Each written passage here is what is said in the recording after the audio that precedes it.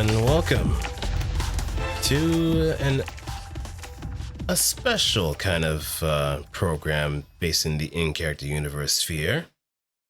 This is your host, Otsdarva Integer, and I forgot to take this off of loop. Excuse me for a moment.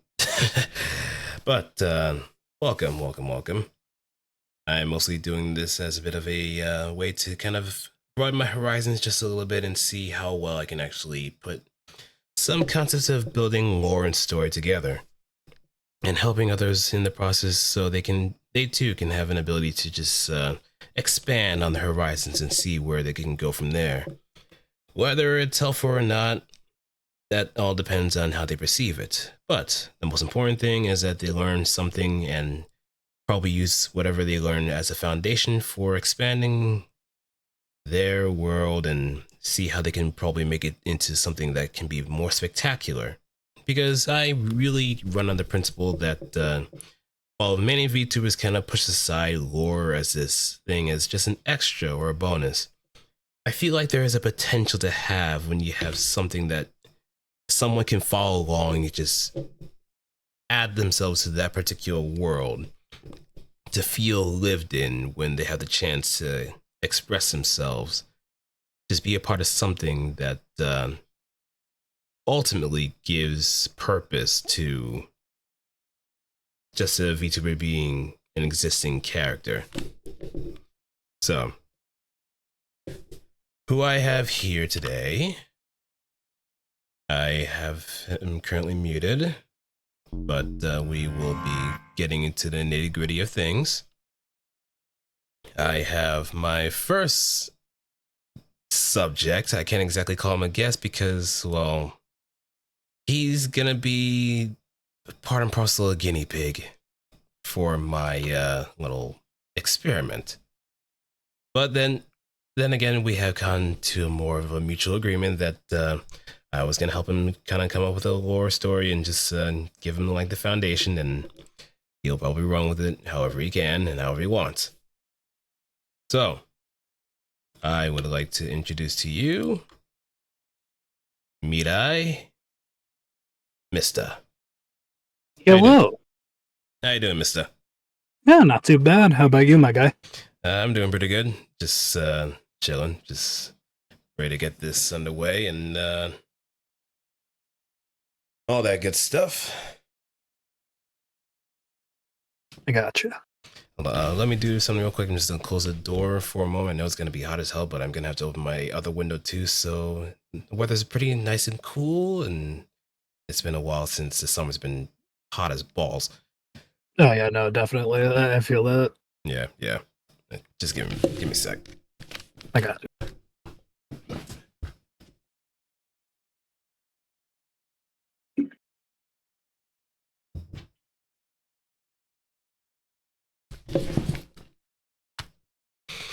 And just in case if anybody is also watching this on stream, or probably, I hope that actually does kind of show up during like actual VODs, but I do have closed captionings available for anybody that is hearing impaired. So there's another layer of accessibility in case if anybody is struggling with those particular challenges. Nevertheless, there may be some inaccuracies in how I kind of phrase things, so do keep that in mind. And just to also cover my ass, considering that sometimes the automated machine does not really like human context. Wouldn't you agree, Mirai? Oh yeah, definitely. I mean, after all, you are someone from the future, or the embodiment of the future, right? Right. So how can you kind of give like a brief introduction to that? So the way that I can best describe it is, I am, the entity that protects, the future and, the other timelines and everything else. And, make sure that everything is going right and, making sure that everything is, flowing as it should be. So there's like an intrinsic duty that you have to uphold to make sure the future is pretty much intact. Yes. So has there been any moments where that has been kind of challenged or has been put into flux by someone or something?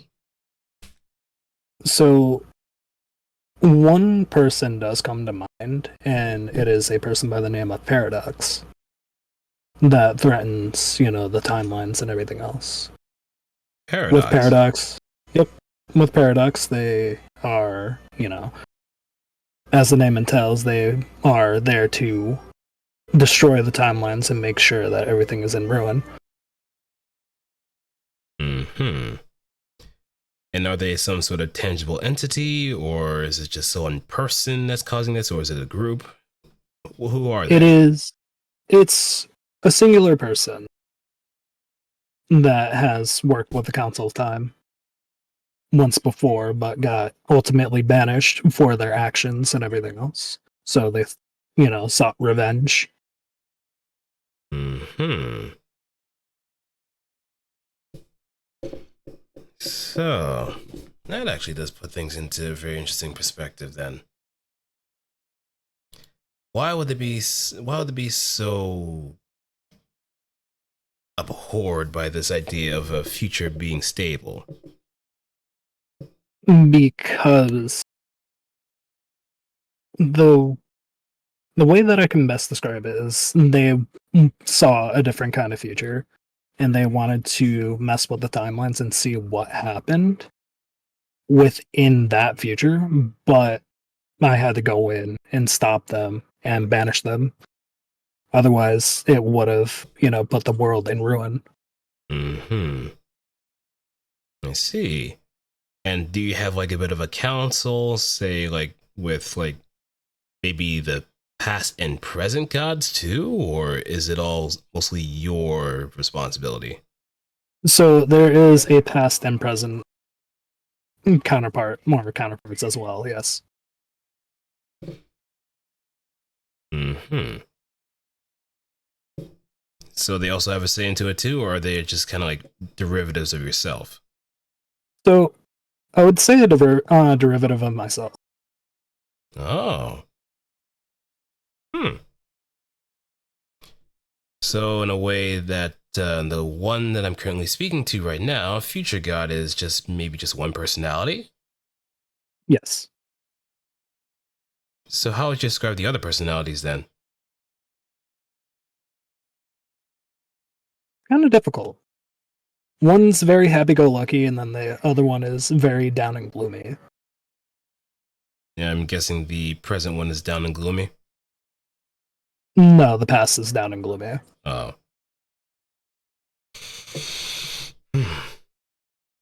So, huh.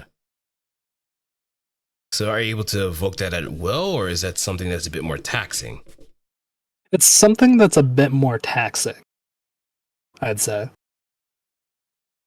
So like if you turn into like the past, there's like some setbacks that kind of make you regret going to that point, or how does it usually work? So if I invoke that kind of power, it does put a strain on, my body Mm-hmm. and everything else and my mental state. So if I'm in it for too long, I very slowly go insane. Oh, yeah, because past and future, they shouldn't really be commingling too much. Yep. I guess same thing with present and future too, since you already know what happens ahead of time, and if you kind of stick with the now, that's where it just starts getting a little bit woozy. Yeah. Hmm. Okay, so you seem to have a good grasp of your lore, but what else do you seem to be having like trouble with in particular? So like just other principles of lore and everything else, like how to tie like much of everything together. Hmm. So you kind of have like you kind of have trouble like starting something to Yeah. the story rather than just like you already have like a good grasp of what your settings are, who your allies, who your adversaries and allies are, your foils and whatnot. Basically, simple storytelling premise. Yeah. But it's just a matter of just putting all together in a cohesive manner where it just all kind of rides together in just one singular track. Yeah. That's where you kind of have trouble with. Mm-hmm. Okay. Okay, so this actually does, the principles do really help here in this situation. Have you also kind of like tried to like write it down into like certain chapters, or is that something Honestly, I off? haven't. You haven't? No. Oh, okay. So I guess that's something you could probably just experiment with after the session's pretty much done. But more importantly, Right. I guess it's just really figuring out that starting mark to really let that go. And I feel like the main thing to really start off with, depending on how you really want to like introduce yourself in the story, would be involving paradox. I'm sorry, say that one more time because my little brother was talking to me really quick. Okay. I was just saying that if you want to kind of have a good start, or at least kind of introduce yourself with the story, I think it would have to involve paradox being the crux of it all. Right.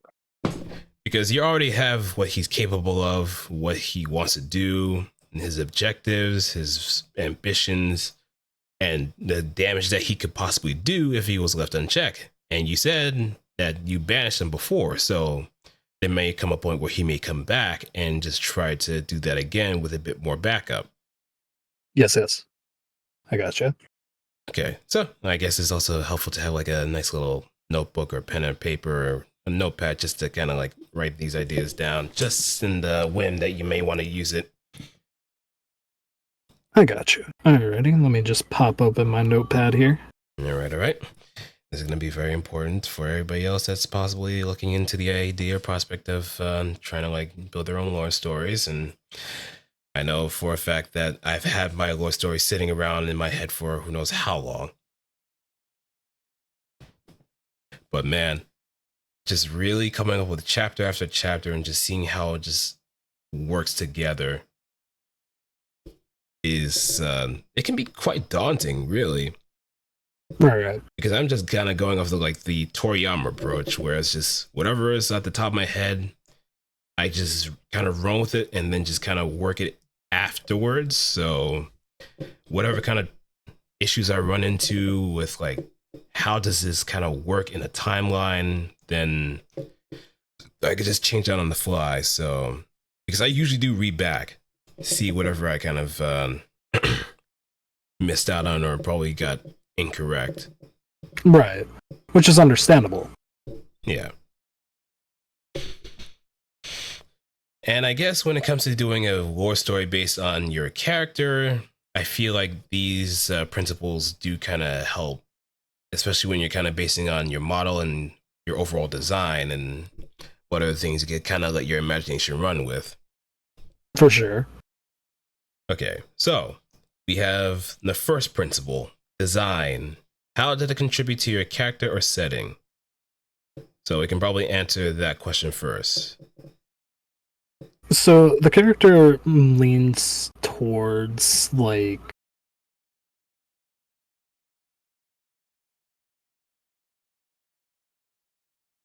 honestly, that I'm not sure of. Okay, so I It's guess we more can. of a sorry. Sorry. So I guess we can kind of No, use these follow-up questions to kind of help kind of narrow that down a little bit more. right. Because I do notice that you have these antennas or receivers or transceivers, whatever those things are you have for ears. What are those exactly? So those help me to hear a little bit better, like farther than any normal kind of mortal ears could hear. Mm-hmm. So they are more of like a little bit of a hearing aid, if you would, if you would Ah, say so. yeah. Seems pretty high tech. Makes sense for something futuristic. Mhm. So, would you say that you're more of like a cyborg in this situation? So, unfortunately, no, because these antenna can actually be removed at any time, but I just keep them on, you know, for whenever, or Uh, as long as I want to, at least. oh. Hmm. I mean, are there any other like peripherals that you have on your person that could be used for your benefit? Not that I can think of, honestly. Not right off the bat. Hmm.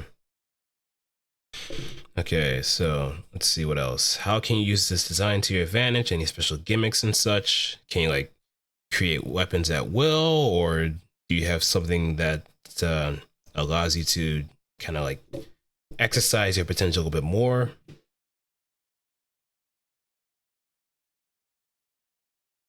So the only special gimmick that I can think about is weapon manipulation in between like three different types of weapons. Hmm. Mhm. And what would be your weapon of choice in this situation then? A lance. A lance. Yes. Hmm. Any particular lance in question, like the typical ones you would see that a knight use, or is there something a bit more trick weapon involved?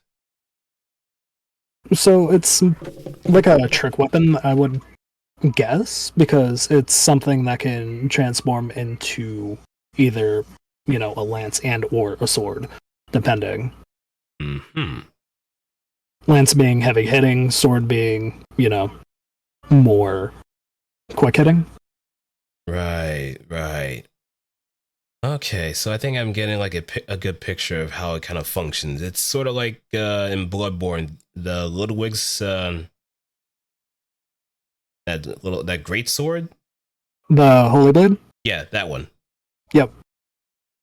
Yeah, where the blade is kind of like the lighter part of the weapon, but the actual sword, the heavier sword blade, is the one that you can kind of put together and just use to just bludgeon or even pierce through enemies if you could try. Hmm. Okay. And is it more of like a high frequency sword, or is it more something antiquated? I'd say more of a high frequency sword. Hmm. Okay, so I can see some potential that you can kind of evoke from that. Because with high frequency weaponry, you could also enhance the vibration of the lance portion of the weapon too. And whenever you kind of stab anything with such great force, it could potentially destabilize whatever armor they have. Hmm. So essentially, as long as it has enough charge, you could just say fuck armor. Essentially. It's a wonderful thing. It's a wonderful thing. For sure. Yep. Because I love talking about certain weapon designs, even if it's like on the fictional end of things too. Because it Right. allows me to like really get into like how would this work in a setting where it doesn't exist, but you feel like it is still functional in a way. Yeah, it's like the gunblade from Final Fantasy. Exactly. Like there are actual gunblades that have existed in the past in the real world, Right. but it's just the way that it's designed. It seems more unique and Hmm. definitely impractical, unless if someone has actually made like a more realistic design where the barrel is more on like the back of the blade rather than somewhere in the blade. Yeah, like somewhere not like on the hill or anything like that. Yeah. Like if I can kind of give an example, there is a character from a game called Limbus Company, Altis. Yeah. She has I would call like an alt where she has a gun blade with that exact same kind of mechanical look to it, where the long barrel is on the back of the blade, but the blade itself is more of like a curved edge. And she Right, just right. stabs right through you and just shoots. So it makes much more sense that way. You're Mhm. actually piercing through someone and using the gunblade in order to just do the rest of the work. Right. It gives you that advantage in order to just really make that work and ultimately have the same kind of combat momentum where you can just really make the most of it. Mhm. Same thing with Seems like, really interesting. hmm? Seems really interesting. Yeah, that's the beauty of like weapons like that. All right, and I guess the final question of the design portion: where can you point your where on yourself can you point at to get the message across of your lore? Like where on yourself? I'd I'd say the eyes. Hmm. Any particular reason why? The only thing that I can actually come up with is, you could, possibly see into, what happened to, this character and everything else and how, he became to be who he has been. Hmm. Right, right. So are they like artificial eyes, or is there something more to them, or is there something more like I wouldn't say metaphysical, but something that kind of has a bit of that kind of shows a bit of history of what they've been through?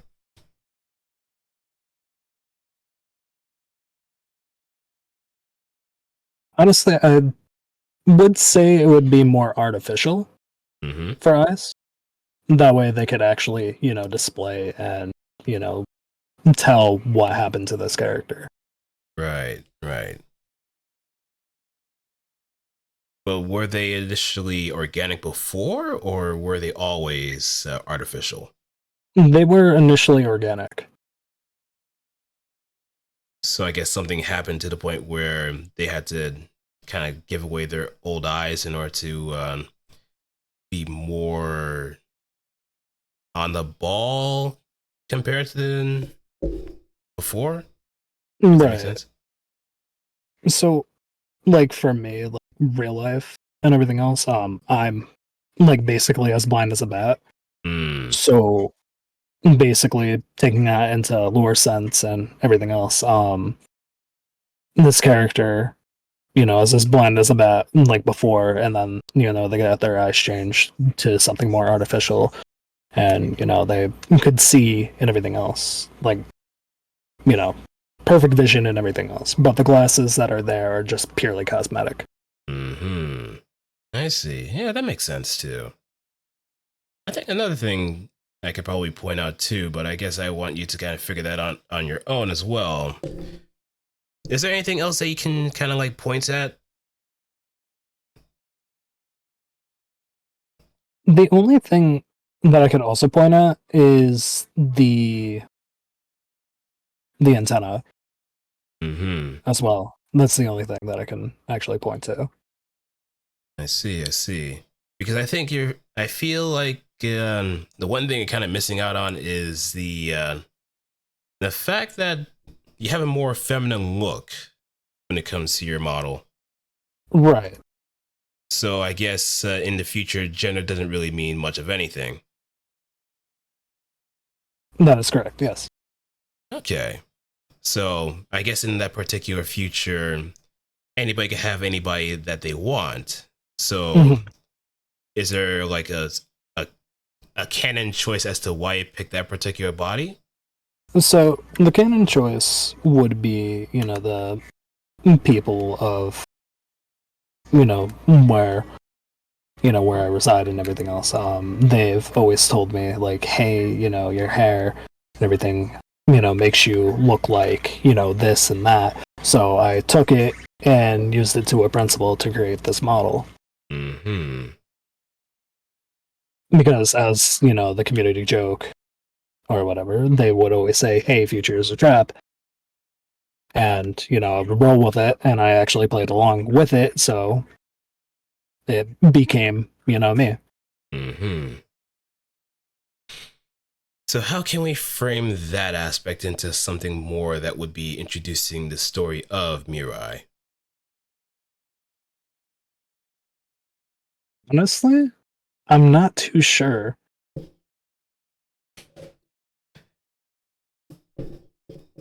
Hmm. So, if I can probably give an idea. So, in a sense, you have modified your body to a certain degree. Mhm. Therefore, there was something that happened in the past that before you became the future god, there was something that probably forced you to change that way. From your eyes down to the body down to everything else that kind of leads up to where you are now. Right. There must have been something that happened, something that Paradox did that led you to this particular point. See where I'm going with this? Yeah, no, I gotcha. I think that's a pretty good idea. Yeah. So whatever Paradox did practically drastically changed your life.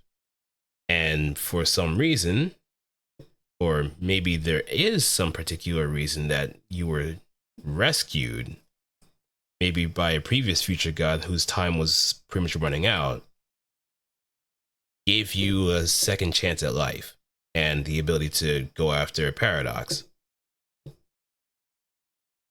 Right, right. I'm just writing this down really quick. Mm-hmm.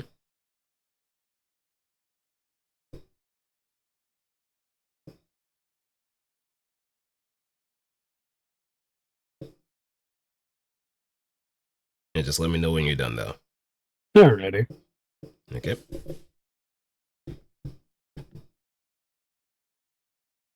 Mm. Alrighty. Okay. So now I actually have a bit of a framework going.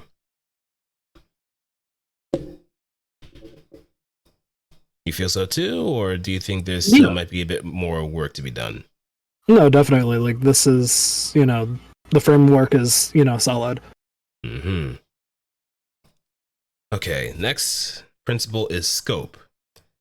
How do you want to be perceived in the world around you? Honestly, like I want to be perceived as like a small being in the universe, like very unrecognized, Mm-hmm.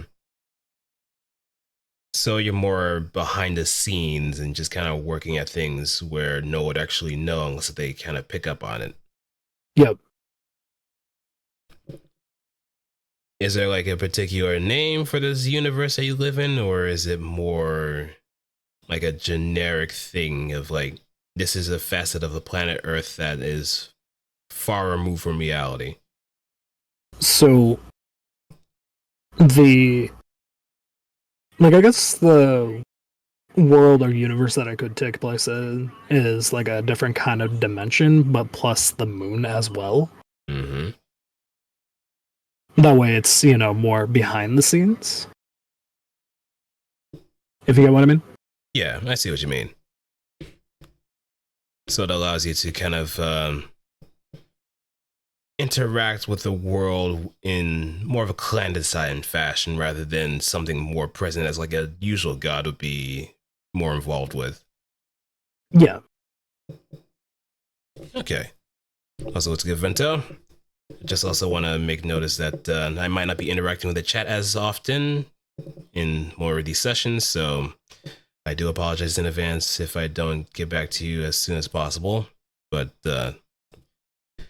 do take the time to just kind of have this in the background if you want, or however you kind of want to approach this. And if you want to kind of share around with anybody else that's interested in this program, by all means, do so. So, wait, did I ask this question again? How big or small is the world or universe you live in? How big is the world? So I'd say around like the Milky Way kind of size, other Uh, planets and everything else. mm-hmm. And do you live in like another dimensional plane, something similar to heaven, or how does it usually work? For me, I mostly live on the moon. On the moon? Yes. Oh, is it like a hidden society on like the dark side of the moon? Yep. It's called Moonfall. Moonfall. Okay, that's something that we can kind of pin down. Sort of like a celestial observatory, right? Yep. And is it just as high tech, or is it kind of split in like different time periods, just like past and present? I'd say high tech for the most part, but if you go to like the edges of where it is, I'd say it's more like past and present. Does that Hmm. make sense? Yeah. So I guess past would be more like gear works and other stuff. Maybe some more antiquated technology. Hmm. Present might be more urban cityscapes and some aspects of just like brutalistic designs. Yeah. Future is definitely more of the sleek and very form factored designs that you would expect from like a cyberpunk universe, Yeah. or even like high sci-fi too.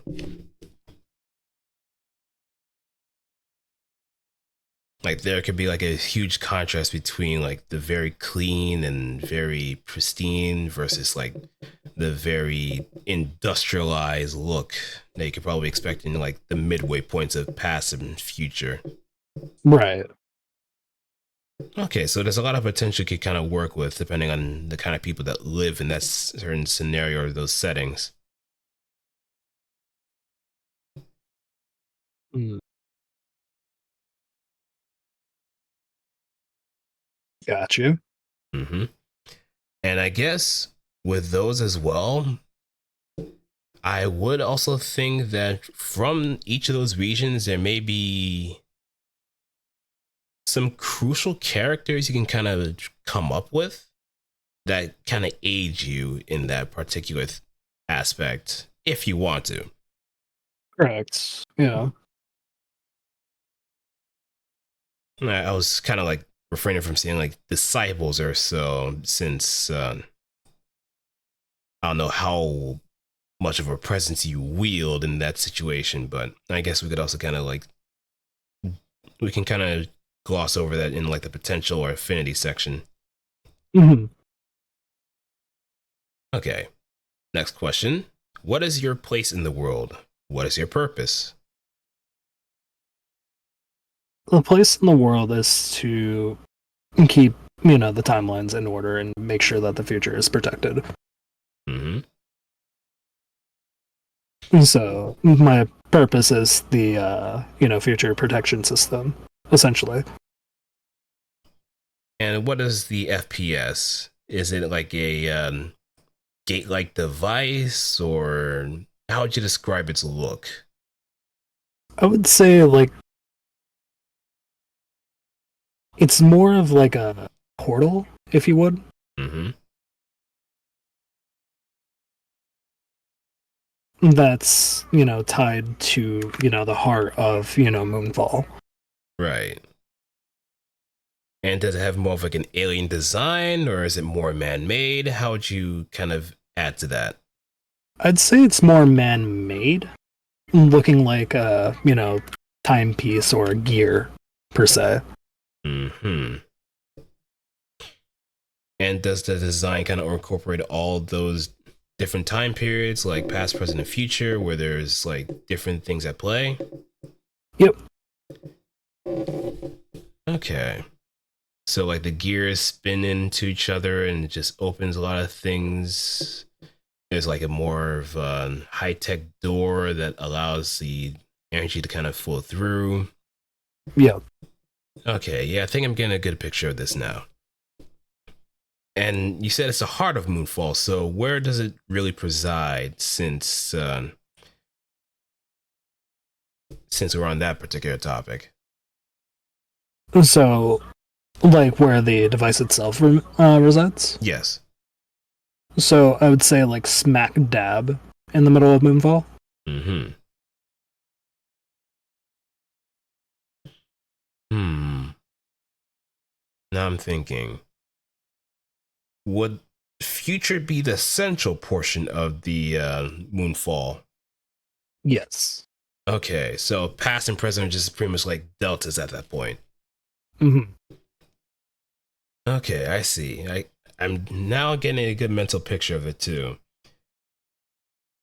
Like small city states of sorts. Yeah. And is it mostly like inside a tower, or is it on top of a building, or is it just more in the center of like the heart of the town? I'd say inside of a tower. Hmm. That way it's protected from, whatever is going by. Right, right. So it's like the Citadel from Half-Life 2. Yeah. Okay, yeah, now I can see where this is going. All right, next question. How would your decisions influence your world or universe?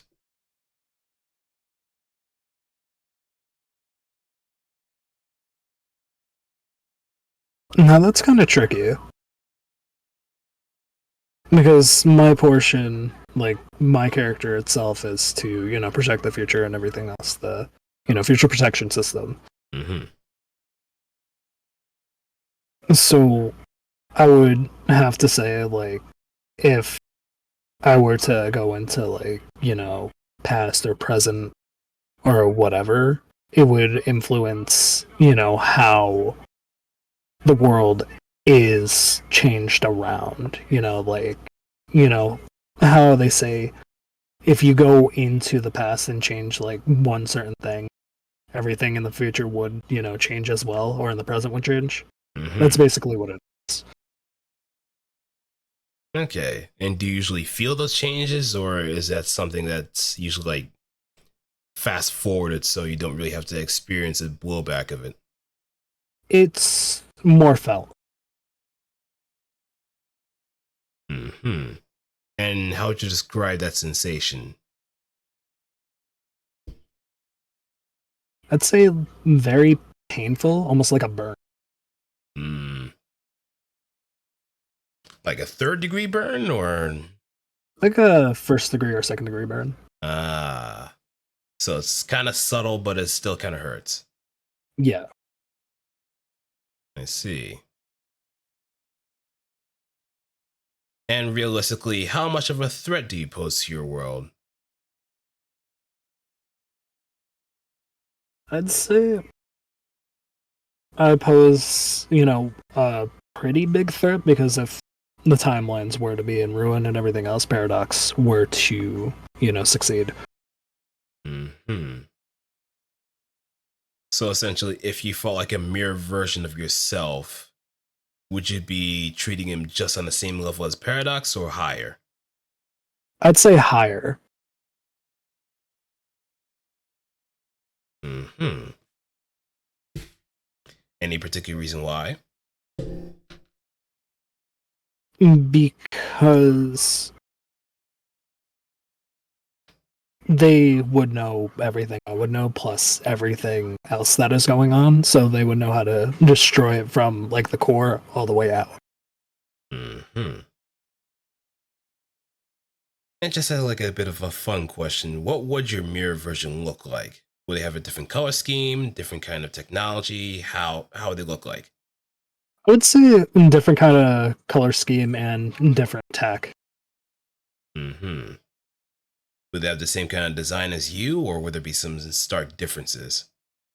Just uh I would say like slight differences. Namely, where?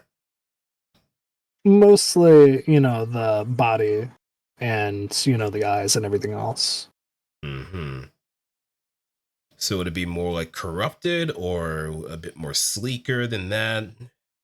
It'd be more corrupted, yeah. Hmm. I can see them using like some sort of special bodysuit after like a long period of time. because of that corruption that's been like seeping out of their bodies. So Just keep it away. yeah, because they know if they let that kind of go critical with before that opportune time, they'll just go, they'll just pretty much destroy anything that's there in the Yeah. process. So that's potential, that's story potential right there. Like a different arc after like Paradox is defeated again. Yeah. Let me write that down.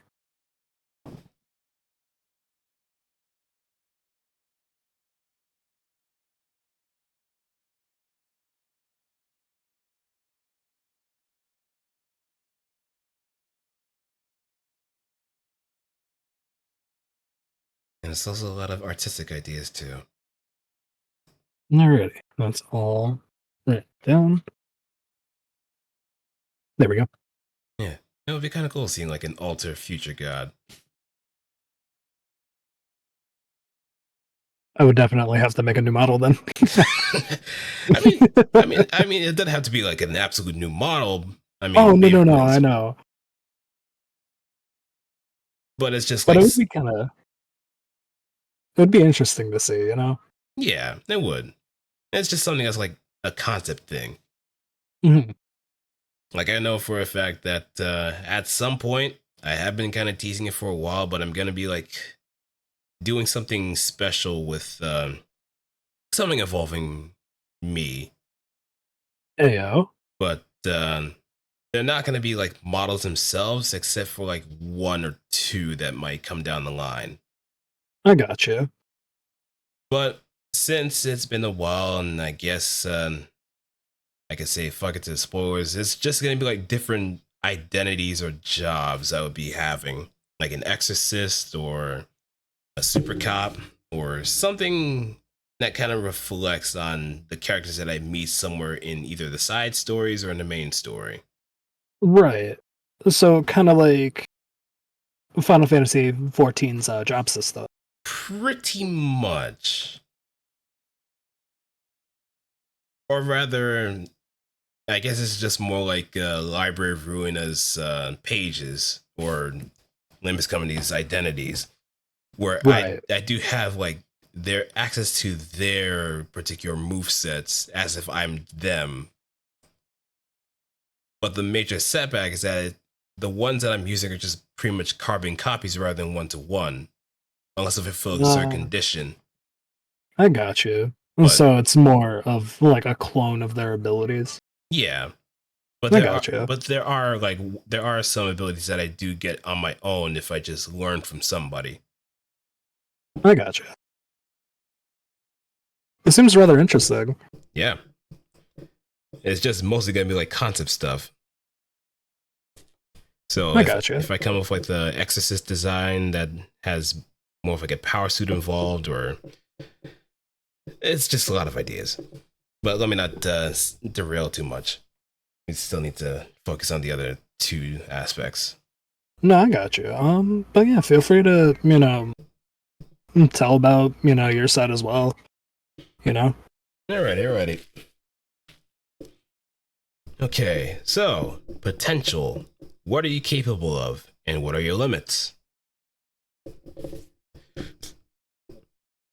So I'm capable of making past and or present forms of, the timelines and everything else.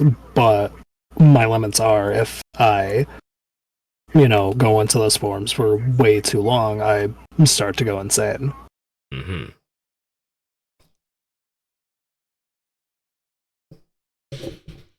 Okay, so I guess we can go to the more in-depth questions. What are your abilities, skills, and techniques at your disposal? So abilities would be, you know, that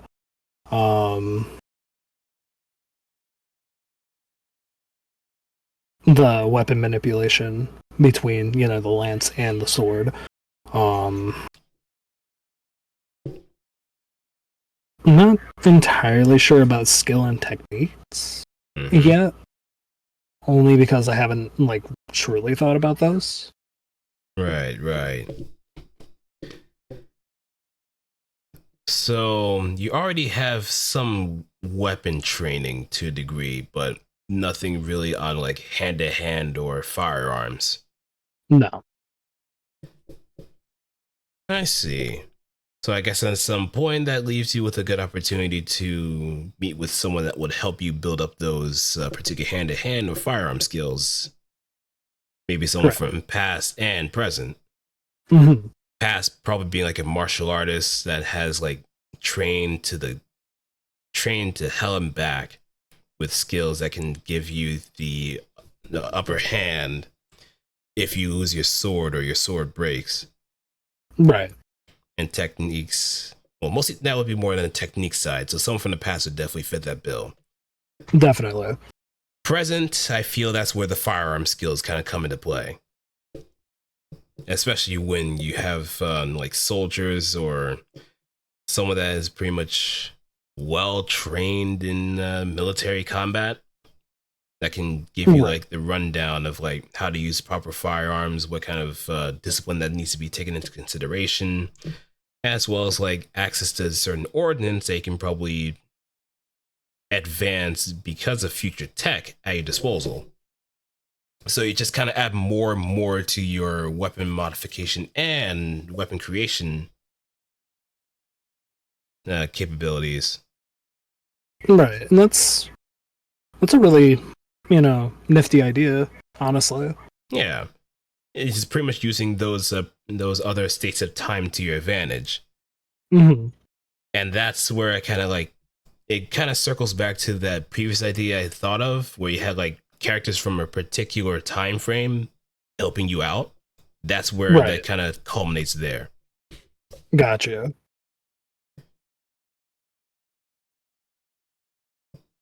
Okay. And at your current state, do you have any hidden powers that you know of? No. Not even like some sort of strange happenings or something that you feel like you don't have much control over?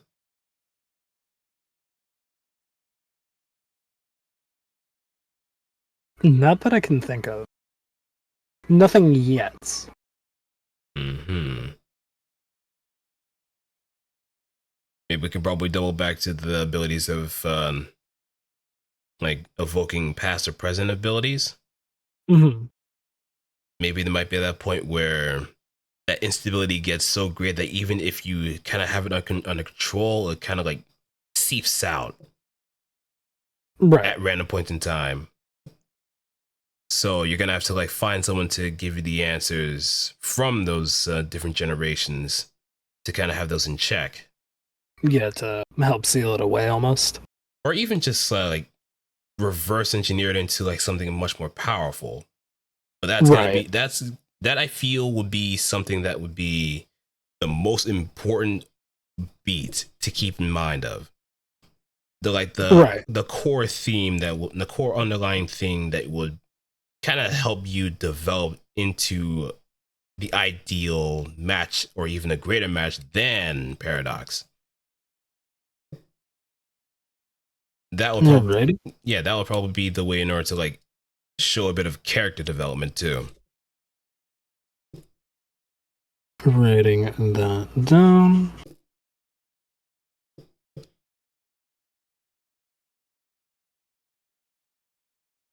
Because I know there are some stories that have used that aspect of someone with a very uncontrollable power not being able to like come to terms with it. So they're somewhat on a bit of a journey to find people that gives them the means to hone that power a bit more, a bit better, so that instability doesn't become a crutch or something that would cripple them, but rather it becomes a strength the more they kind of like hone it down to something that can be used.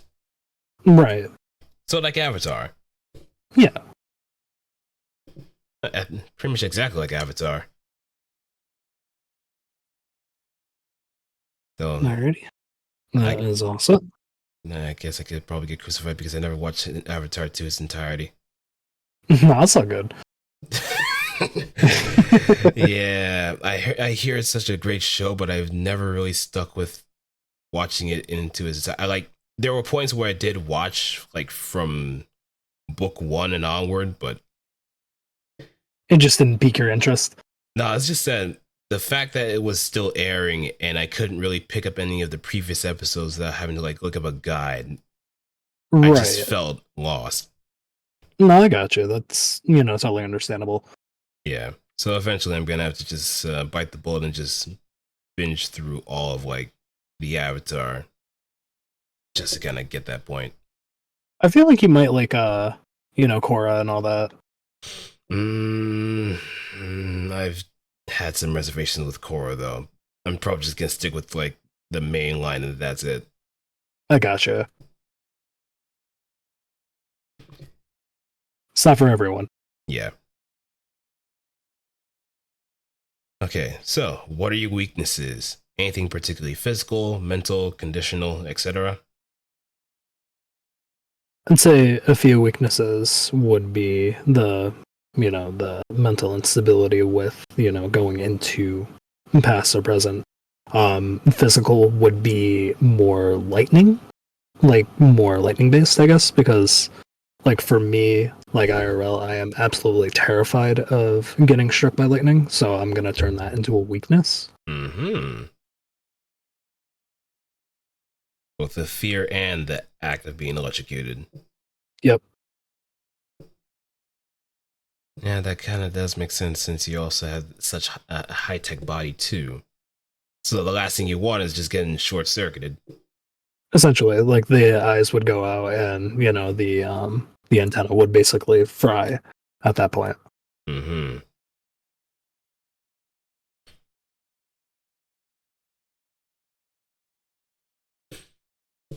Hmm. Anything else you could probably add to the equation?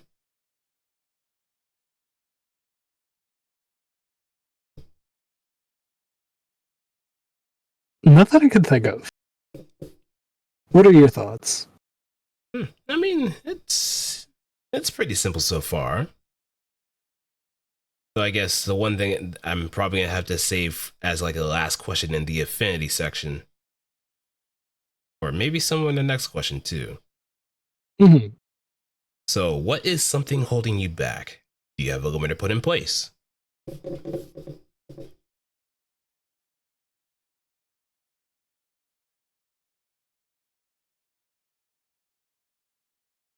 Honestly, I haven't thought about that. Hmm. Is it like some sort of future society that's kind of keeping you from using your powers to its fullest potential, or are you? Is there something from your trauma that has kind of kept you from doing that, or is there like something in your something in your body that's keeping you from kind of going into overdrive? Stuff like that. No, I got you. I would have to say like more of a dream that's holding him. A dream? Yeah, a dream that he had of where he basically lost control and destroyed pretty much everything Hmm. for using that power way too long or for way too long. Right.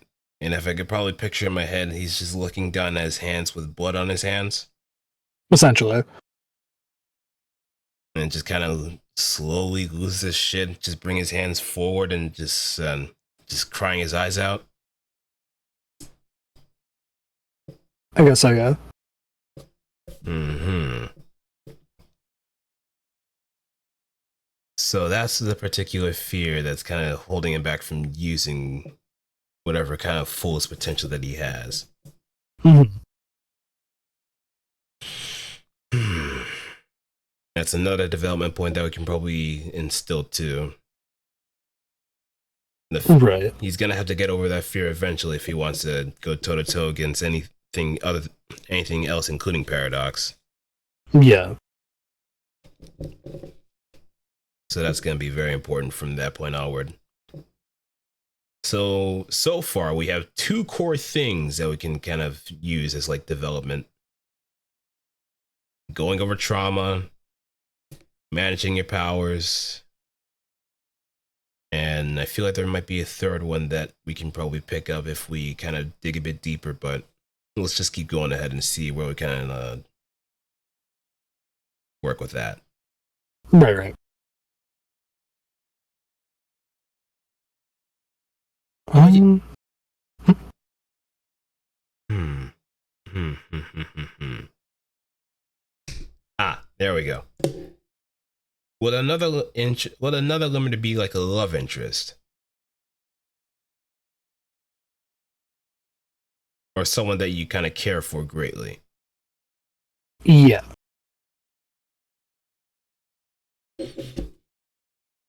And who or what would that be? So I kind of want to incorporate something that was used in mythology, like like a while back. Mm-hmm. Since the size or the society is based on the moon and everything. Back in Chinese mythology, there was a rabbit by the name of the Jade Rabbit, and I want to use that in the story. So the story behind the Jade Rabbit is he got banished, or it got banished to the moon because it saved someone from dying or whatever, or revive someone based on using medicine, because the Jade Rabbit was a divine medicine maker. And since he broke that key rule, like don't mess with the flow of things, Mm-hmm. he got banished there forever. Or Oh. it got banished there for that. So I kind of want to incorporate that into the lore. Mm-hmm. Now, would the Jade Rabbit be personified, or is it still kind of like a statue? I'd say it would be more personified. Male or female?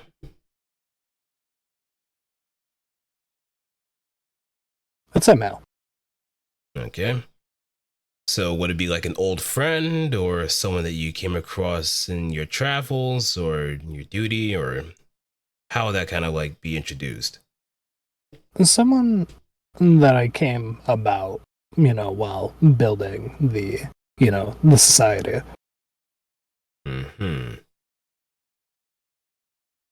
And they're the kind of person that kind of helped you through those tough times and became a great friend of, right? Yeah. Okay. Now, how would they be when you've met them versus how they'd be now? Were they like very healthy before and then became sickly afterwards, or what would be that kind of condition where that would be considered as the limiter for using your powers? So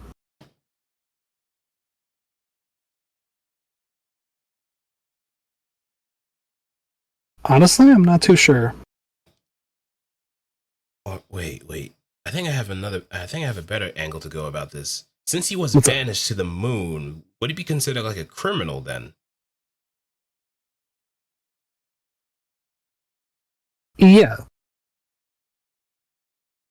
Like he's put on like some sort of special arrest where he can't exactly leave a particular portion of the moon, maybe the future society. So he kind of became, That's he probably became good friends with them because of it. that's a good idea. Yeah. Like if he goes any other region, like the past or present, that's where he starts getting hunted down. Hmm.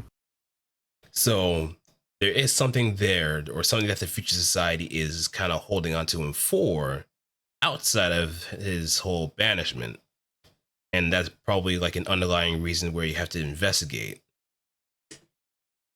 Maybe you might know a thing or two about Paradox too.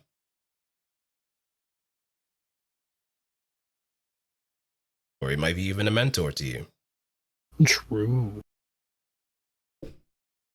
Because when it comes to ancient Chinese mythology, usually someone with a bit of wisdom is usually the oldest characters involved, right? Correct. Yeah. So they're probably like the old father figure that kind of gives you maybe like in vague words or vague terms that kind of click into place after you run into a certain issue. Kind of like a guidance system. Yeah, I got you. and that could probably be the third core of the story. Mhm. But I feel like that would be the one that will be deliberately scarce, so it has a bit more impact. Like Right. his involvement would be kind of little, but what he provides is such a great boon in being your key to developing into the ultimate form that you're pretty much aiming to be.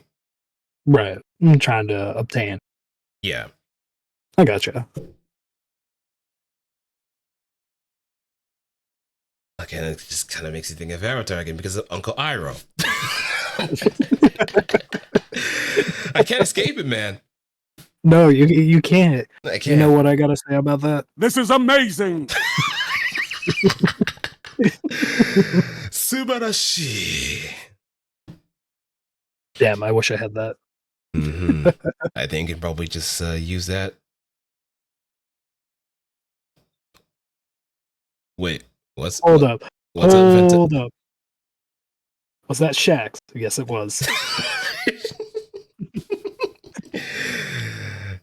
Seems like you pinged the radar. Let's go. I guess Yeah, like I'm the helmet I'm a stays huge on. fan. Yep. I'm a huge fan when it comes to Destiny. Mm-hmm.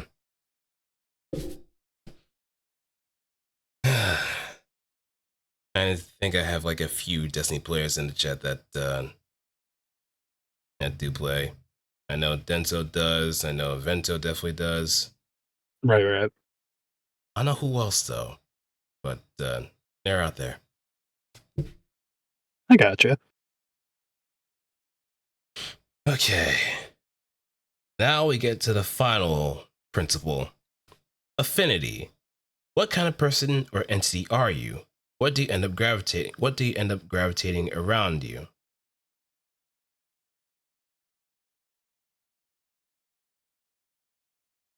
So what kind of person or entity are you? I would say I would have to be, obviously the future god, but like before that, I would just say like, a normal, you know, being with, the capability of going into the past and future, or past, present, and future, if you.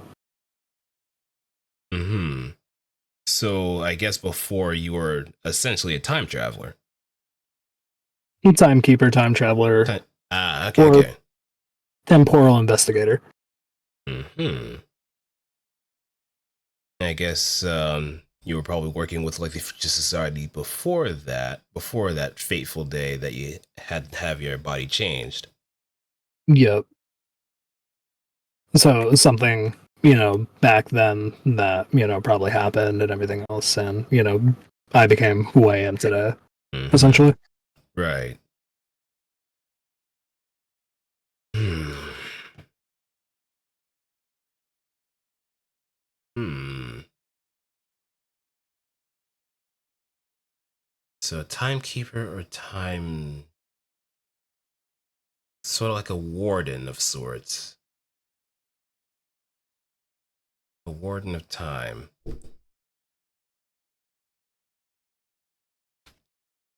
A timekeeper division, time warden division. No, time wardens, timekeepers. Right, Uh, right. I'm thinking of like some sort of like police or peacekeeping unit that could probably be put into place. Hmm. Something like that. Right. Mm. And what do you end up gravitating around you? Any kind of like influences or anything else? Let me get rid of this. Ew, it's one of those. Yep, it's one of those. Yep.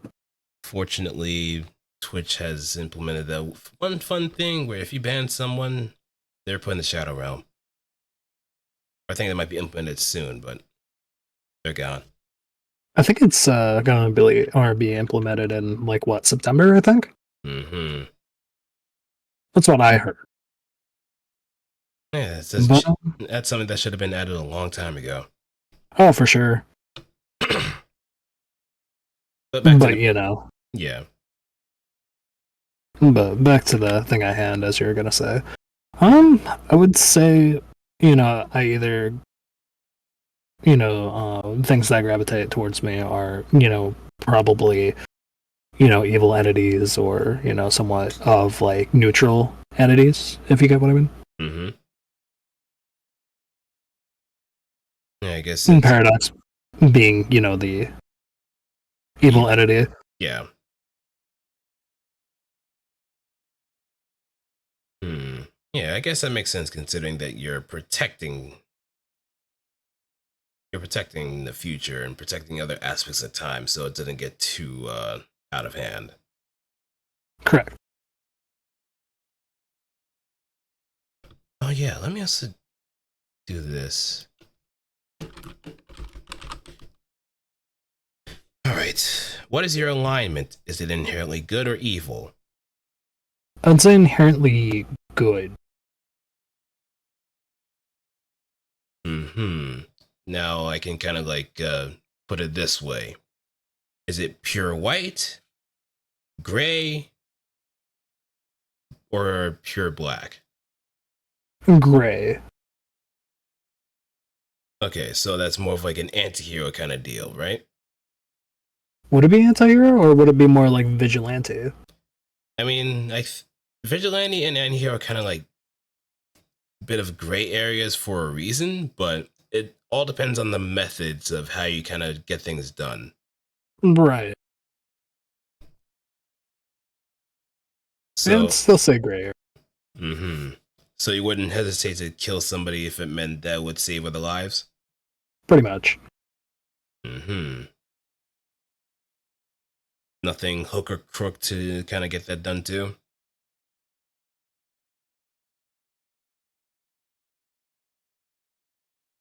I I guess so. And by hook and crook, I mean like using people as shields or using like methods to like really rile up someone to the point of just losing their shit. Oh no, then no. I was like trying to figure out what you were meaning, but I was like, wait, maybe? Hmm. So you still But have no, like you still have like a very just moral compass, pretty much. but the methods that you would probably use would be, Would be like a moral gray area. yeah. Okay, so I guess vigilante or anti-hero probably makes sense.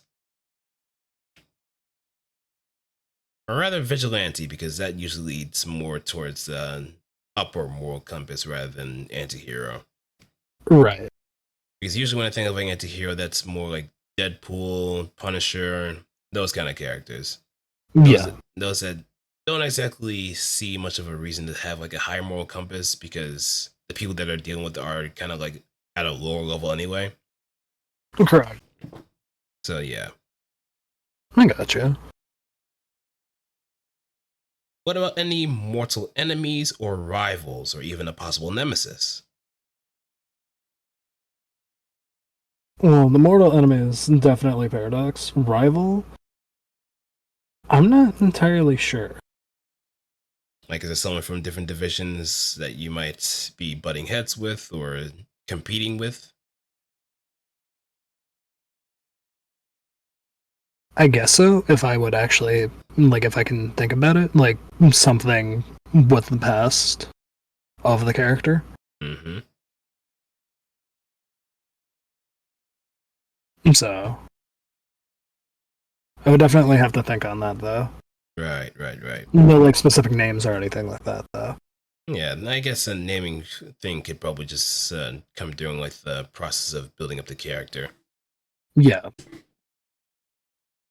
But I feel like a rival would definitely hinge on like some sort of insecurity or something that they can kind of like use against you, Right. because they're trying to like be the better half of you. They're trying to be like the number one spot, even though they Yeah, might be like a secondary. Yeah, they're trying to, take that, one spot that you're in currently and try to do it better. Yeah. Which is basically what you said, but Yeah. I mean, sometimes you sometimes kind of have to like repeat certain things just to kind of like let it click in your head after a while. yeah, gotcha. Because the first time around is just a little, it may not like make a whole lot of sense, but the more you kind of like get that monkey on a cymbal rolling, you can probably get something going. Right. And a possible nemesis.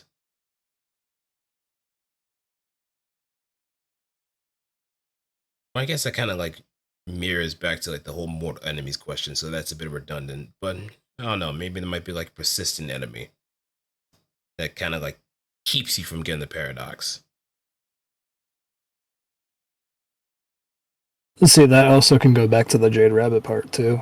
Mm-hmm. Oh.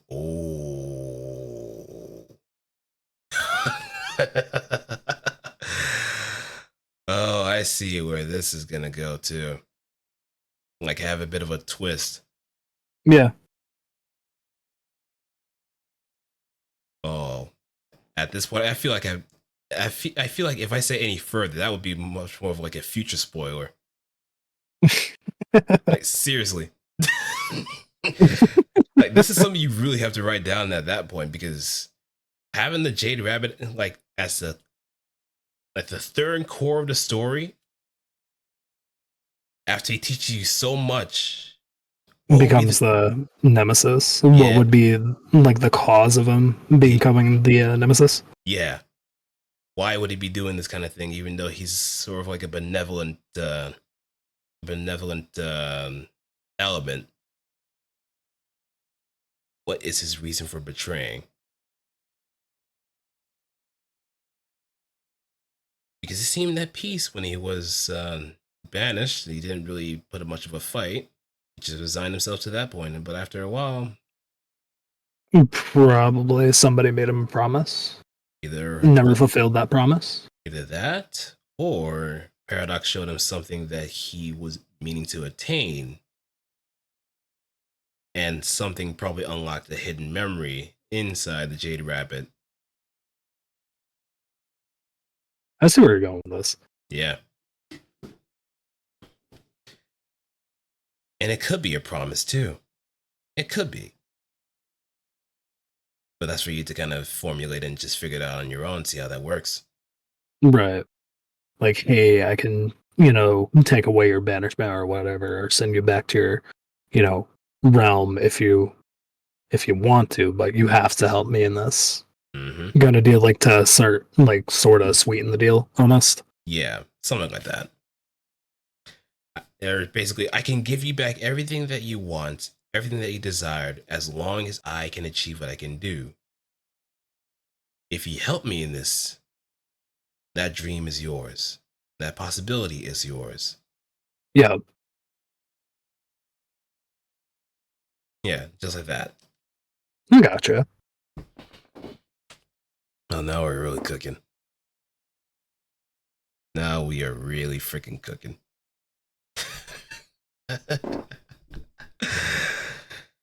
Oh boy, I am glad I'm actually doing this with you. Because Honestly, this is really fun. yeah, this is the it's people, I'm just gonna hold it for like after everything's done. No, I gotcha. Is it okay if I go use the restroom really quick? Sure. Awesome. We can have I'll be right back. a nice little intermission in the meantime. So let me put on some music in the meantime, and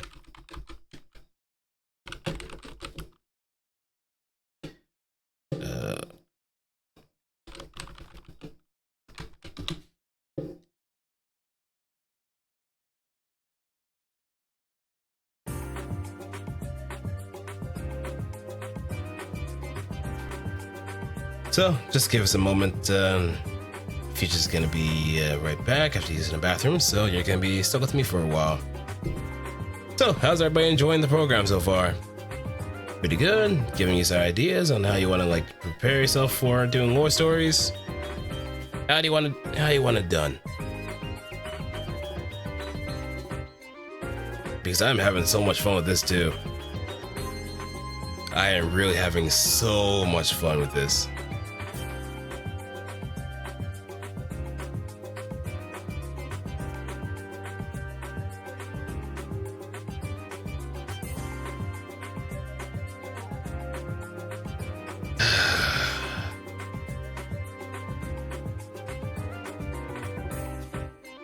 Because there's so much fun to be had when it comes to building lore or building lore stories. You can't I can understand why people kind of brush it aside, but at the same time, it's like missed potential. It is really missed potential. Like, what if you want to market yourself with like something to really go with some momentum material? People underestimate that. There's very great marketing potential when it comes to having your own original story. Whether it hits or not, that depends on how well you kind of formulate things. But if you can really hit, and it hits well, and you can keep going with that consistent quality, you got yourself something cooking. Yeah, I feel like that's something that most VTubers just kind of brush aside for some odd reason. Because that's content. Having stories like that gives rise to such amazing potential for catching fire, catching some sort of fire. And once that lightning in the bottle is pretty much captured, use that for energy. Don't let that go. You sustain that as much as you can. And if you start feeling tired of it, you can break it up at any point in time. Or just kind of slowly take some breaks here and there too.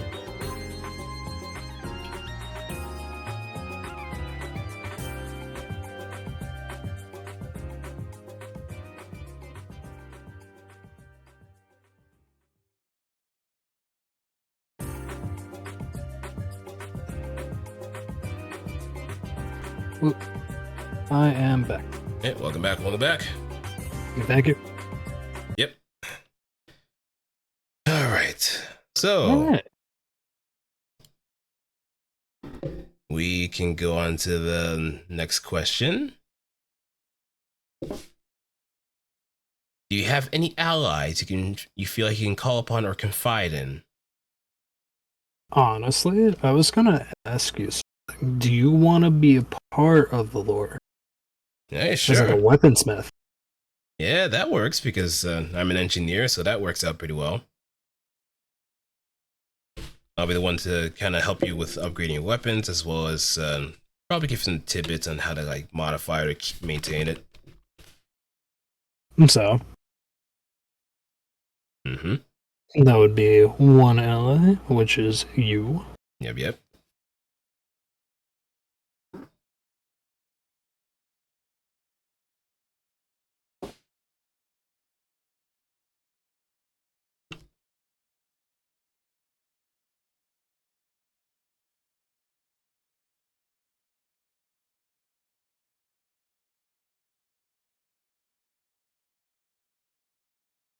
Alrighty. I just wrote that down. Mm-hmm. Any other allies? I would have to say, the Jade Rabbit up until, the mortal enemy process. Mm-hmm.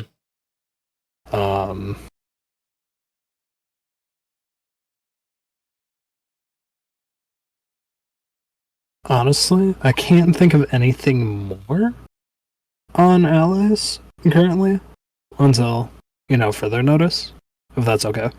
Yeah, in fact, we can kind of go back to what we mentioned before about the past and present masters, the combat masters. Yeah. That help you with your skills and techniques. Exactly. Those could be the allies you could also have too. True.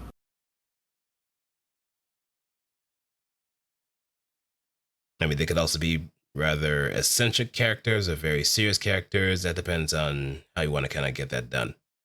True.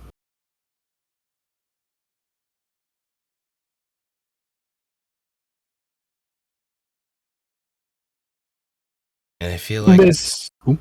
oh, sorry, what you say? No, it's okay. It basically matters on their, their the preference that I want to give the characters and everything else, right? Yeah, I gotcha. yeah, just basically have fun with it. Like if you want your past combat master to be the culmination of 4,000 years of Chinese martial arts, and so be it. I gotcha. Yeah.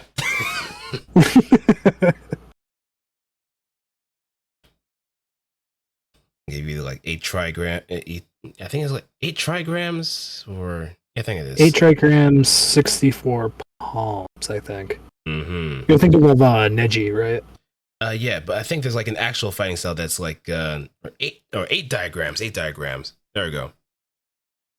See, I wasn't sure. All I knew was like Naruto. Like as soon as you said 8 trigrams, I was like, oh, he's referencing Naruto here. Mm-hmm. Sorry, I have a bit of a beard.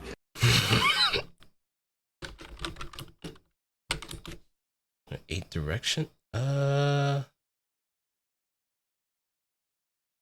it is an actual. Manta said trigrams. Not diagrams. The 8 diagram. I think it's like a form of Qigong.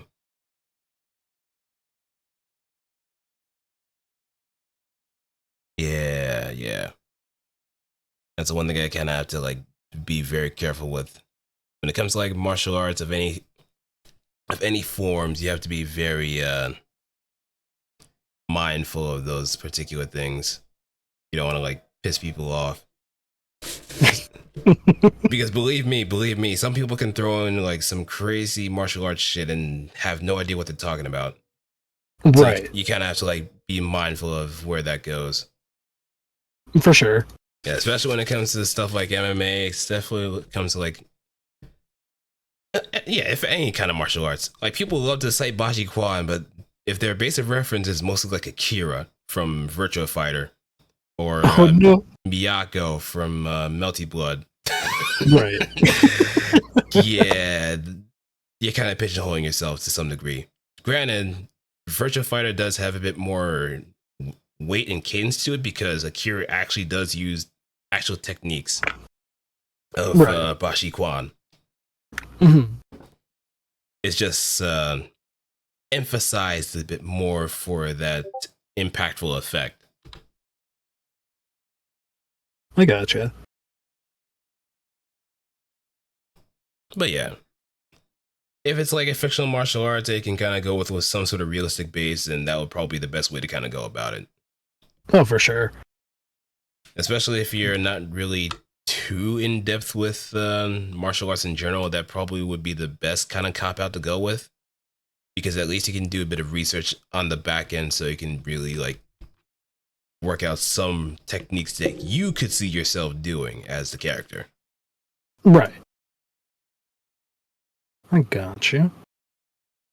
I'm gonna redeem a few things in your chat really quick since it's been like an hour and a half. Yeah. I'm going to re-up on some water anyway, but I'm gonna have to stand up and stretch.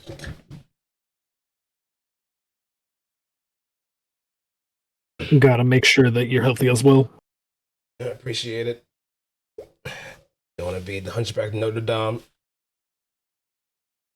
Excuse me, sir. I thought it was Dame. Mm-hmm. Nah, I'm just messing.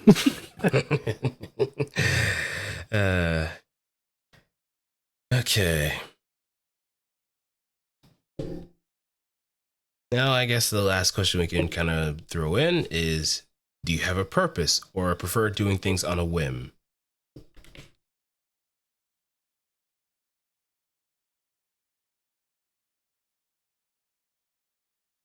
Like, the purpose being. Or I guess I could probably rephrase the question. Okay. Do you have a code Or do you prefer doing things on a whim? So I feel like it would be more of like a code, almost like a moral sense, Mm-hmm. like a moral obligation, if that makes sense. Uh-huh. And so that's probably the best way I can put it. But then again, wouldn't it just be a whim? I mean, if you kind of follow a code, you already have a bit of an objective in your mind. True. Okay. If you're doing things on a whim, you just do it just cause. Just it seems Right. like a Right. good opportunity to do that. That's the way I kind of see it. Okay. Yeah. So that puts things into a better perspective. So yeah, I would say it would be a code. Mm-hmm. Is it like a long code, like some sort of prescript, or is it more of like a short code than maybe some values that you learned from your past life? Um, I feel like it would be more of like a short kind of thing. Mm-hmm. And if you could possibly like list them out, what would that code be? Well, how many things does it consist of?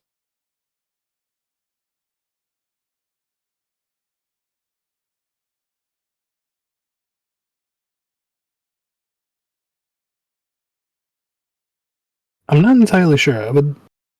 I would say one, but I feel like that's too basic. Mm-hmm.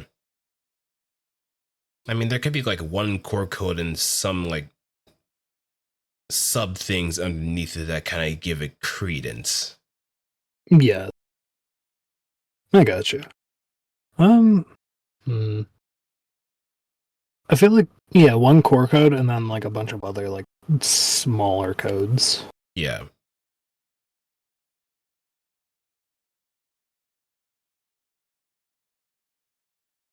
Yeah, I'm gonna stick with that idea. Mm-hmm.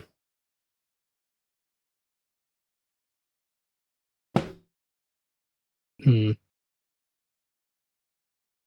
Now, what the codes consist of, I gotta think of. Yeah, you can give that some thought. I gotcha. But as long as you have like a core code in mind first, that will probably be the most important thing to have. Yeah, like the only thing that really does come to mind is to like protect the timeways at any at any given cost. But Mm-hmm. that's pretty much the only one.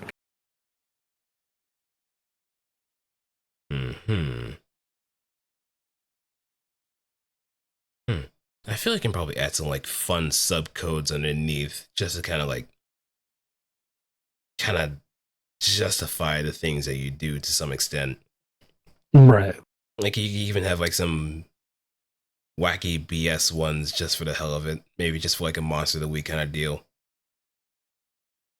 I gotcha. Yeah, I feel like that could be, interesting as well. Like, have some funny things. Mm-hmm.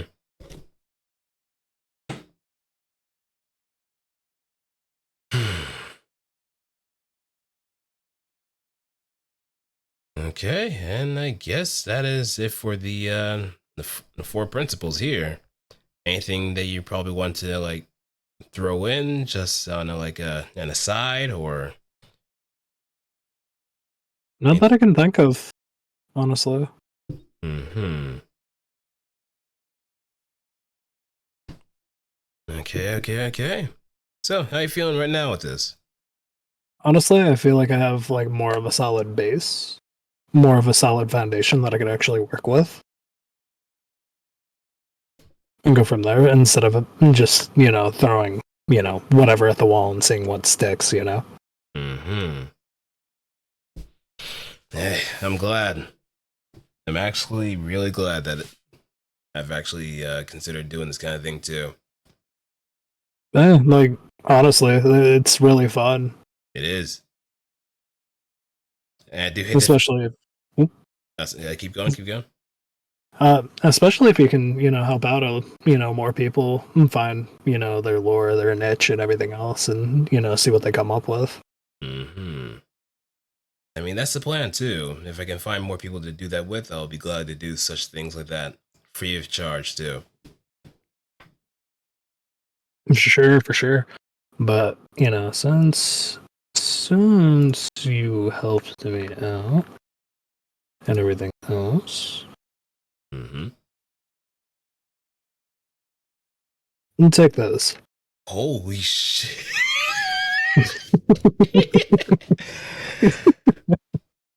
Oh my god. Okay, that's the payment I'm gonna be taking. I'll gladly take that payment. I'll gladly take that. Well, guess what, everybody? I'm gonna be doing this much more often as I could. Let's go. Yep. That just happened. Sat back then. Yep. Fake calculation is open for business again. Well, open for business, but in character universe, the main purpose of in character universe that I always wanted to do was just like to help people like work with improvisation, just kind of build up ideas on the fly. Because I feel like in VTubing, it's a bit of a thing that's usually tossed aside from some degree. Yeah, And like there's no real creativity or yeah, anything like that. either that or it's just that the creativity is kind of stifled in such a way where it feels a bit formulaic or just trend chasing. Hmm. So it's just kind of like encouraging people to like think in the box while being outside the box, if that makes a little lick of sense. Yeah, no, I got you. You know, it's funny. When you ask the like beginning questions and everything else, like I just thought of like everything on the fly. If I'm being like completely honest. And that's good. You have to be ready for these kind of situations too, because you may never know what other ideas might pop up in your head, and you have no canvas in order to put that onto like solid ground. For sure. And I think that's another thing that people kind of like really burn themselves out with the most, because they feel like they have to do such extravagant things daily in order to get to that point, instead of just having something maybe like a month or a week or maybe even a year down the Yeah, line where they could just kind of like hold on to it for a little bit longer until they have some way in order to like put it down on a proper foundation that it's easy to kind of take in, put out. So just different kinds of applications you can kind of work with. right. And lore stories are definitely the one thing that gets pushed aside the most.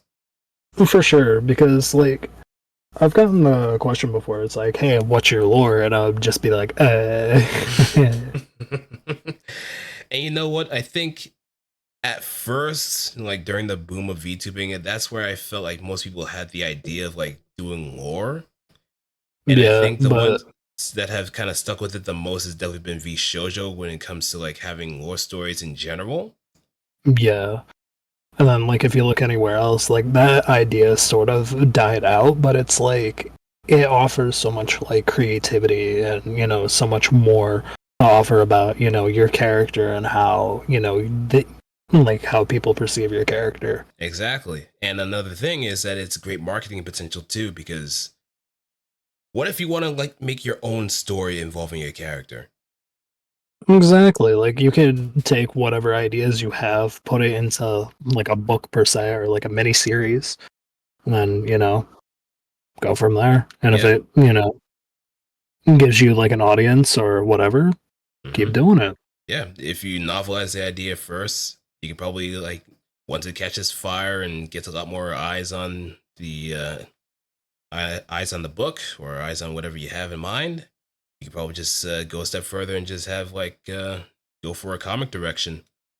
Exactly. Because realistically, everybody's doing streaming, everybody's doing all these sorts of things, but everybody should be doing things just like Merryweather. If I'm concerned, just have like some small comics that really build up as time goes on. The more ideas that you have, the more you can kind of play on to those strengths that you pretty much put on display with that strong storytelling aspect. You Yeah. can't let that sit alone and just toss it aside. Even if you don't really play a character, if you have something that can kind of make you stand out for that particular reason, anything that can kind of make you much more, what's the word I'm looking for, accessible. Mhm. Because some people don't really watch streams as often. Some people just end up watching clips. So if you do like maybe an audio drama of your lore story, that's another direction you can go with. Exactly.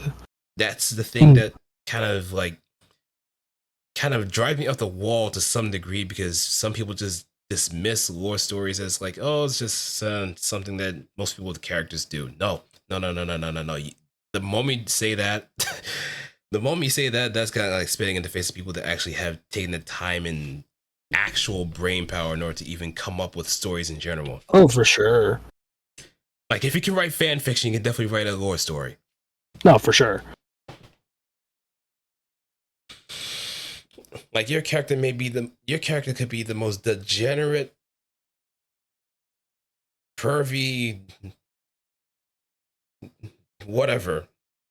But if Yeah. you have like some way that can kind of like really introduce a bit of heart to the matter, something that kind of like gives them much more substance outside of that surface level. Yeah, You it can, makes it more like lively. yeah, exactly.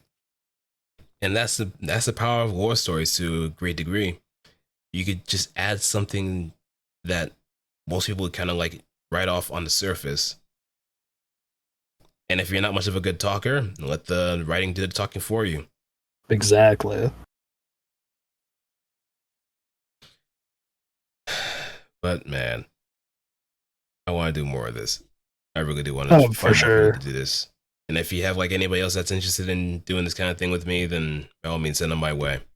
Oh yeah, definitely. And whatever your post or anything like that, I'll definitely like retweet.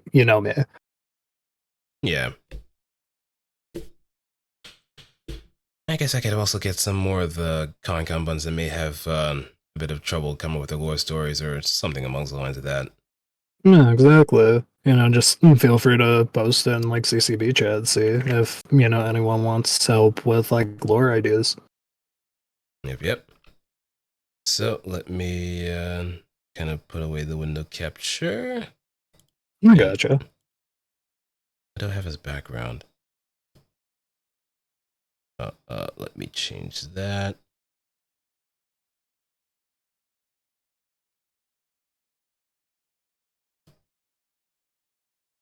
All right, there we go. I could probably get rid of the logo. And we're just going to take one good picture. Sweet. I'm probably going to do the bootleg way because I forgot to set my directory. So it's, let me, there we go.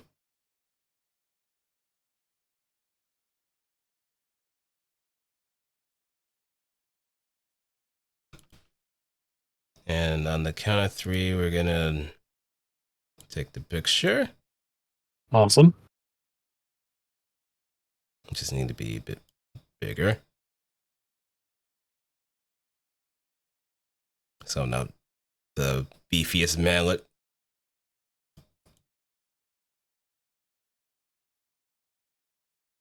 Why is her mouth open like that?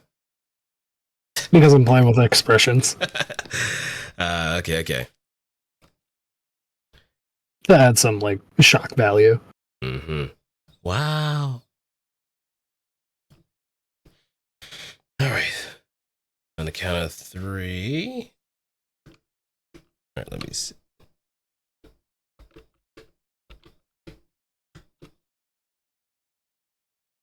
All right, one. Oh, wait. One, two, three. Hold and pose.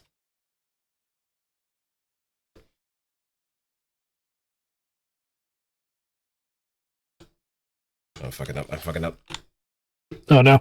I'm fucking up. I mean, still have like the mouth opening thing too, but maybe probably go with like a smile or something. I gotcha. All right.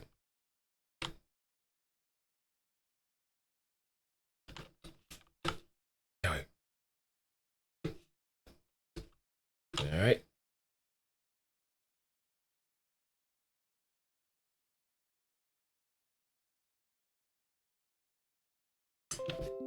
And there we have it. Awesome. Awesome, awesome. It was nice having you, Mirai. Oh yeah, no, definitely. It's an honor for you to have me along in here.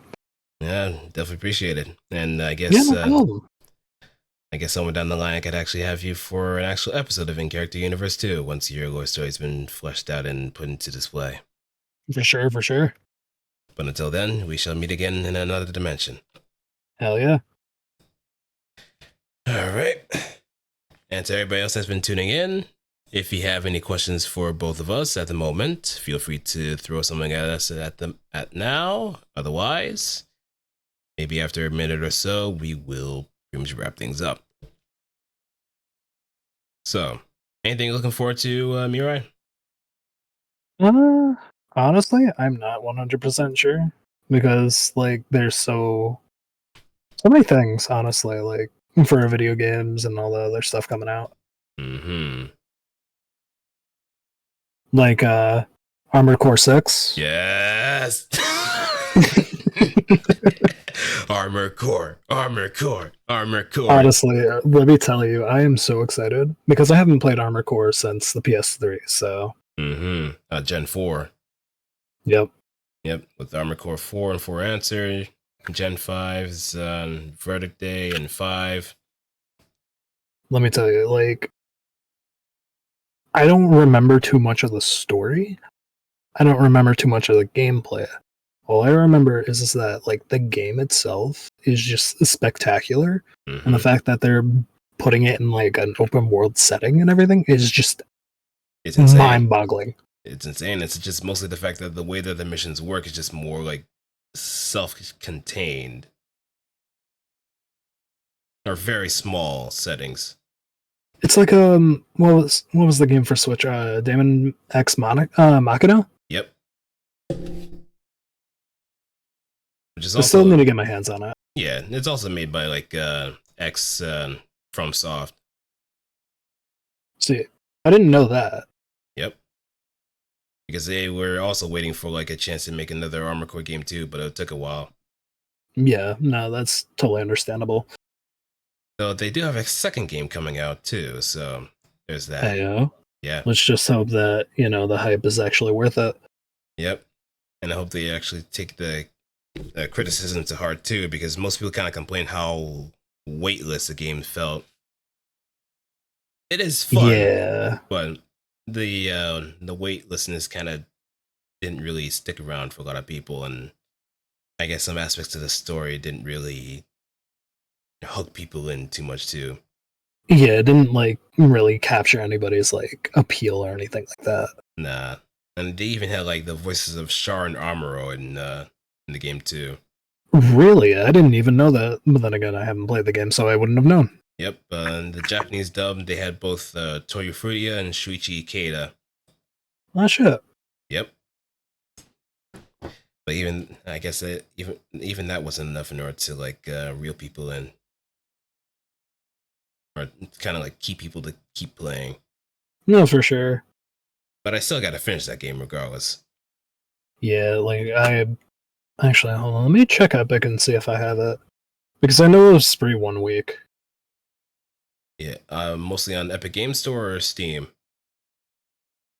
I think it was on Epic. Yeah, let me just check really I quick. think I do remember Epic Game Store having like Damn Ex Machina for free. Yeah, I'm gonna check my library and see Okay. because I know it was also on Switch.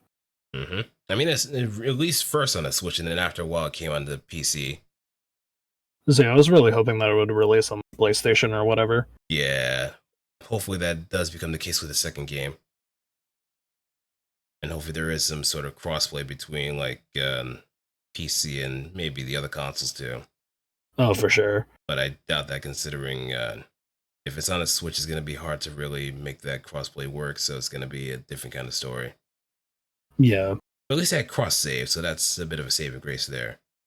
I mean, it's kind of like Monster Hunter World World Rise and all that. Yeah.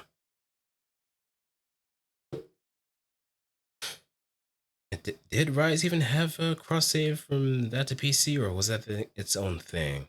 I forgot.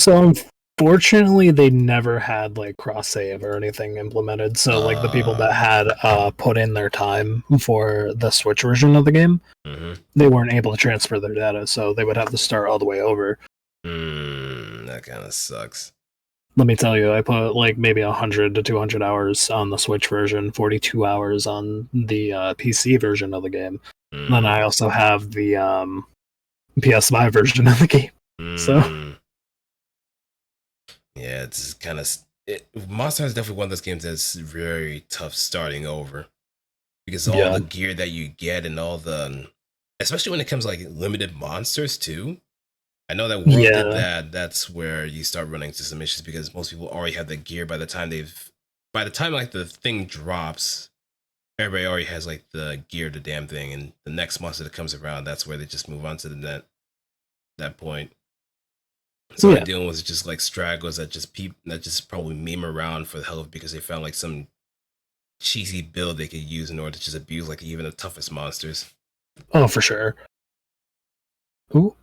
Yep, I do have it in my library, so I do have to play it now. I mean, it sounds like to me they have a pretty considerable backlog. I wouldn't say considerable. But you have I a would backlog. say sizable. Sizable in what sense? So you know how like you go into like a game shop or whatever, and you see like a whole shelf just full of video games. Yeah.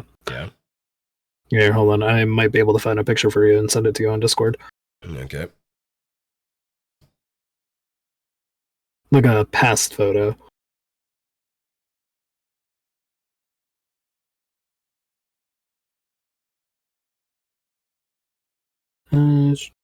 We're just gonna wait for the moment of truth. See where that goes. Got you. Just gotta figure out where it is.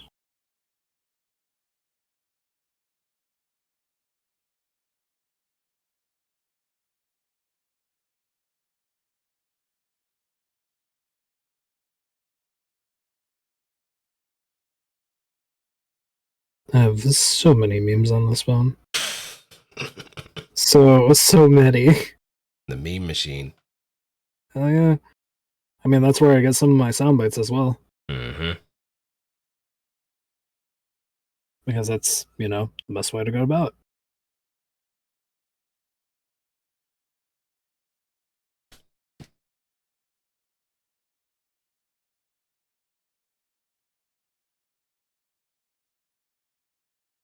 Maybe I sent it. That way I could actually speed up the process here.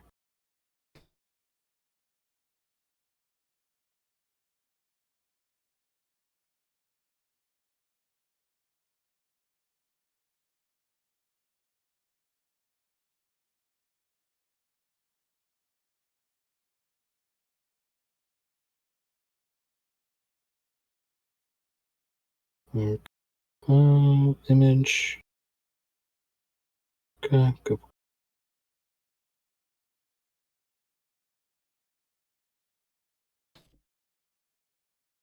I feel so bad. Can't find the image? I'm having a difficult time finding the image. Was this like something from a long while back? Yeah, it was from like maybe a year ago or two. So that's going through a whole lot of photos right then and there. Yeah. Which I think I sent it to a friend, so I'll be able to track it down like a lot easier through the search. You sent it to like their Discord as well, or? Yeah, I sent it to my buddy's Discord.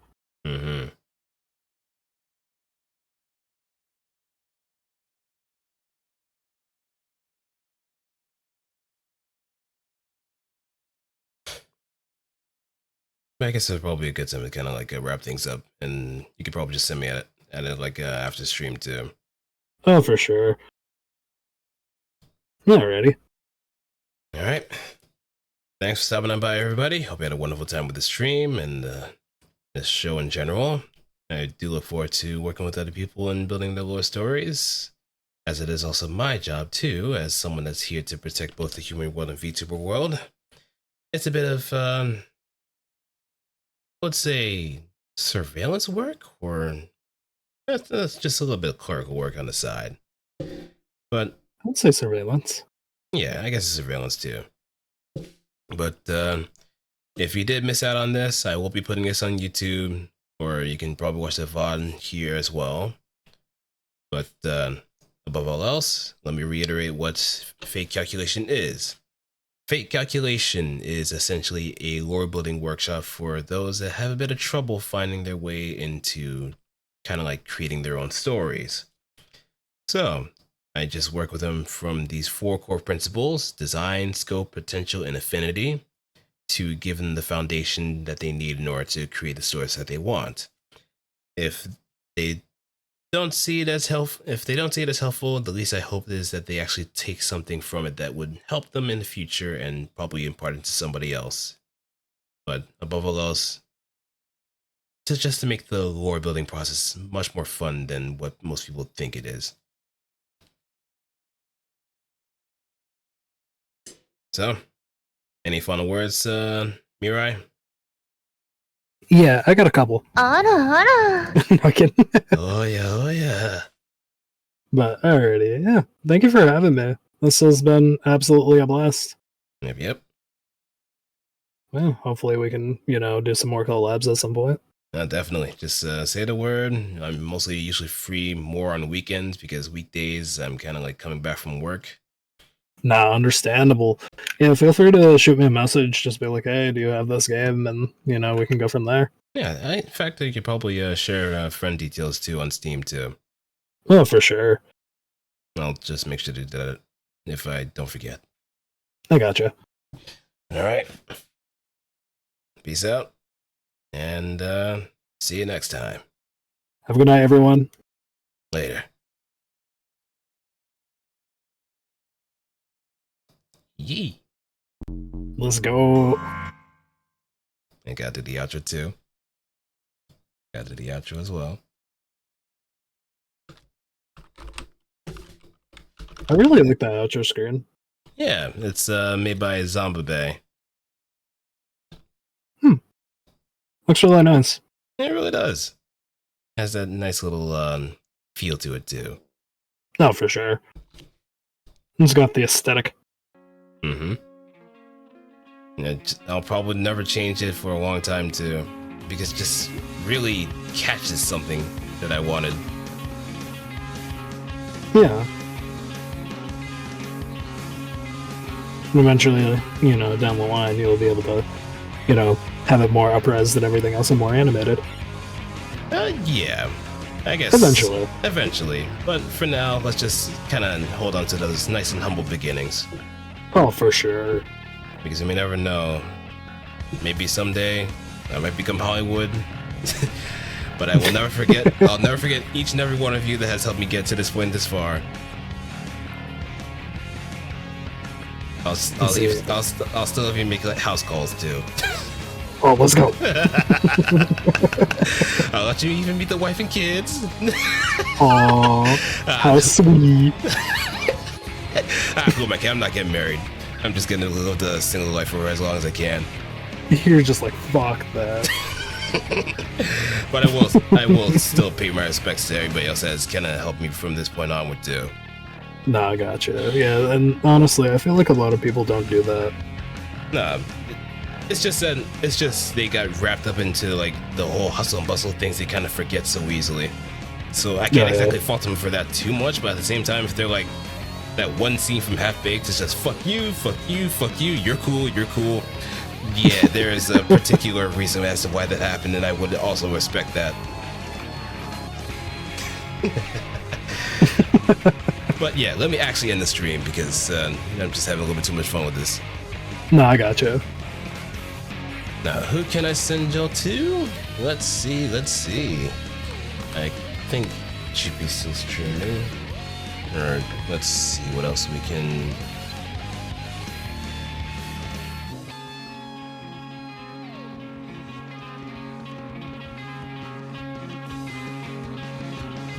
Okay. I think I found the images, by the way. Oh, you found it? Sweet. Yeah, so the first image is like more current because that's, all the Switch games I have. But the second image, so take all 4 of those piles and talk about a little bit above that, like shelf life. Yep. I have so many games. I'm too addicted. I see. Like, I have too much on my backlog. I feel you, man. That's the one curse that most VTubers have, and it's that it's not finishing games. Oh, hey, new game came out. We're gonna just, get it. Fortunately, I don't fall into that curse because I'm someone that wants to like finish things to the bitter end. Oh, for sure. Like, sometimes I'm like that, but like other times I'm just like, you know what? I'll go back to it later. Yeah. Sweet Christmas. All right, I'll send y'all to Hazumi. She's currently streaming some Valorant, the game that surprisingly becomes a horror game for some apparent reason because it's a Twitch shooter. Oh, wait, what? Yeah, because you don't know who's around the corner. Oh, I was like, wait, what's going on now? Yeah, like somehow some FPS games just turn to horror games because of the situations that someone gets put into. Bro, let me tell you, like, Far Cry 5 is like that sometimes. Yeah. Oof.